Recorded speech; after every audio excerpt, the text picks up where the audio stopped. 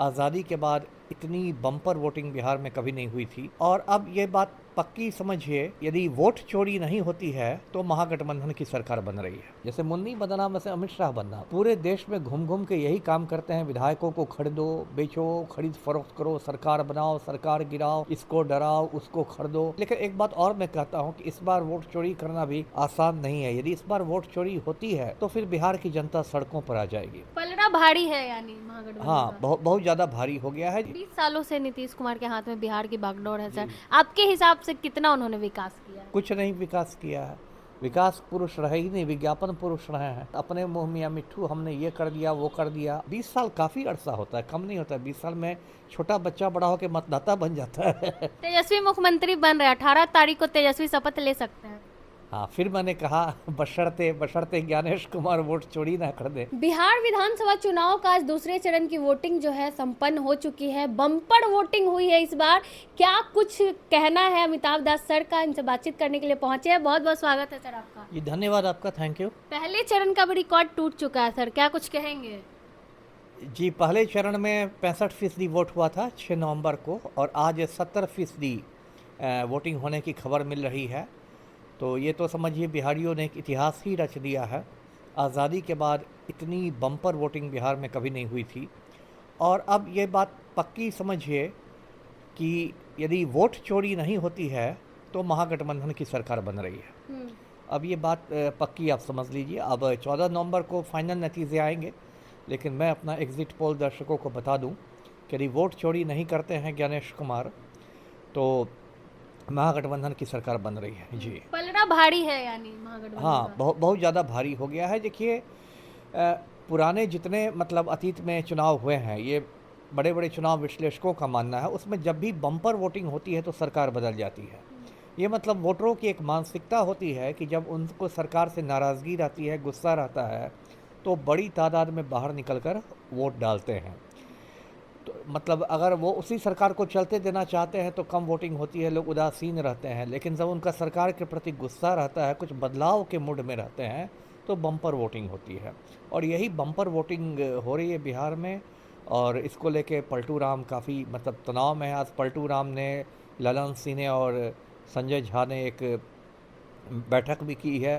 कुछ खिचड़ी भी पकी होगी, हो सकता है पलटू राम फिर पलटी मारने की तैयारी कर ले। मतलब महागठबंधन के साथ जा सकते हैं। पलटू राम ही है, कुछ कर सकते हैं, है ना। हो सकता है 14 तारीख की शाम होते होते उनकी अंतरात्मा जग जाए, उनको भाजपा फिर सांप्रदायिक दिखने लगे।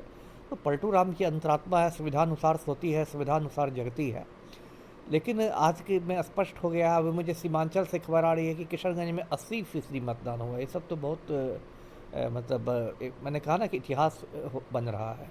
तो यही बात है। जी मतलब तेजस्वी मुख्यमंत्री बन रहे हैं, 18 तारीख को तेजस्वी शपथ ले सकते हैं। हाँ, फिर मैंने कहा बशर्ते बशर्ते ज्ञानेश कुमार वोट चोरी ना कर दे। जैसे हरियाणा में भी कांग्रेस की सरकार बन रही थी पिछले साल, सारे ओपिनियन पोल से ही बता रहे थे। लेकिन उसके बाद चुनाव आयोग ने वोट चोरी करवा दी, ब्राज़ील के मॉडल ने 22-22 बार वोट दे दिए, तो सरकार भाजपा की बन गई। लेकिन एक बात और मैं कहता हूँ कि इस बार वोट चोरी करना भी आसान नहीं है। यदि इस बार वोट चोरी होती है तो फिर बिहार की जनता सड़कों पर आ जाएगी। ये इतना मजाक नहीं है कि आप हर बार वोट चोरी करके पिछले दरवाजे से सरकार बना ले। ये मजाक नहीं है।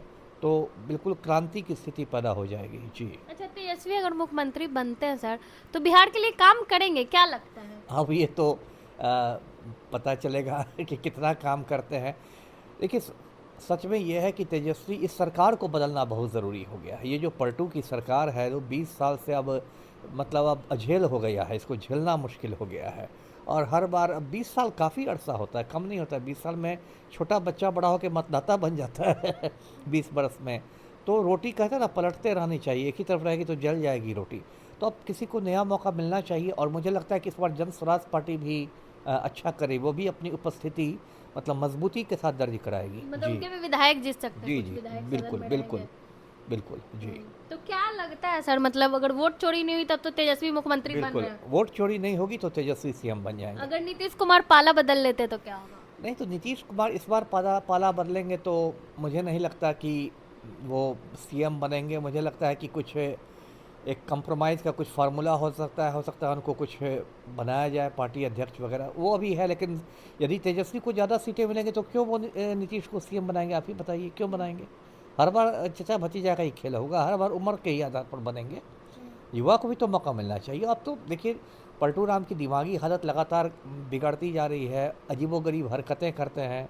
कभी आईएएस ऑफिसर के सर पर उठाकर गमला रख देते हैं, कभी राष्ट्रगान के समय उछल कूद करने लगते हैं, कभी किसी महिला पर झपट्टा मारने लगते हैं। तो अब तो उनको आराम करना चाहिए। कितना दिन हो गया मतलब जी। इंडिया गठबंधन में बेचैनी होगी सर आज की जो पूरी वोटिंग हुई उसके बाद। पूरी बेचैनी है। देखिए, दिल्ली में तो धमाका हुआ, उसके बाद भी बहुत किरकिरी हो रही है मोदी की और तड़ी पार अमित शाह की। और मोदी तो तो विदेश चले गए। भूटान चले गए, बताइए ये कौन समय हुआ? भूटान चले गए। इसमें राष्ट्रीय आपदा की घड़ी है, अभी आपको देश में रहना चाहिए था, आपको बड़े अधिकारियों के साथ बैठक करनी चाहिए थे, आपको ये करना चाहिए। तभी आप भूटान में पहाड़ों में पिकनिक बना रहे हैं, बात बना रहे हैं, और वहाँ जाके कहते हैं कि मैं भारी मन से आया हूँ।